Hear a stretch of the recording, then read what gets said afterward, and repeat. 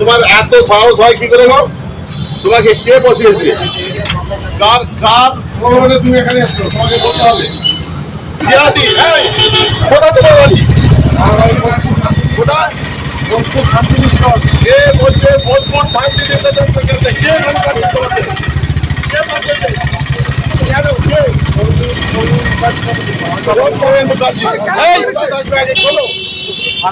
তুমি একটা জিহাদি, তুমি বাংলাদেশের রোহিঙ্গা, তুমি একটা হিন্দু, সনাতনী হিন্দু, তুমি এইখানে দখল করে এসে বর্গি কাটার ঘর করেছো। এত বড় কথা তোমার, ছড়া এখান থেকে। আমার যতদিন ধরেন জ্ঞান হয়েছে, আমি যতদিন ভোটার হয়েছি ততদিন আমি ভোট দিচ্ছি এখানে।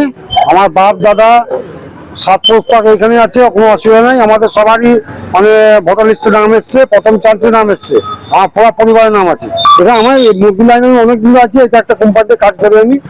এটাই একটু তো ভয় লাগবে। উনি দল বলে এসেছিলেন, অনেক লোকজন এসেছিল, পুলিশ প্রশাসন ছিল, আমরা সরে দিয়েছি, আমি সরে গেলাম, আমি কিছু বলিনি।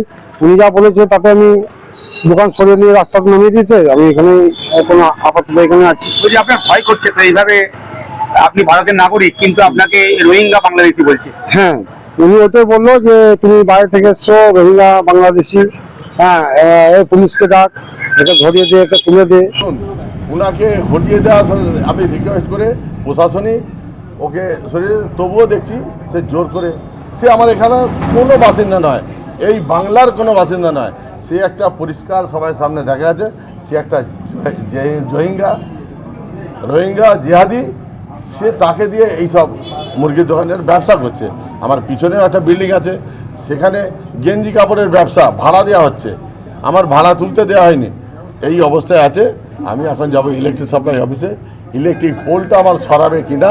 যদি না সরায় আমি তার সঙ্গে এসএসের সঙ্গে কথা বলবো। যদি না সরায় আগামী দিন যে কোনো সময় আমরা অবস্থান বিক্ষোভ, এবং আমি ব্যক্তিগতভাবে আমি এখানে অনশনে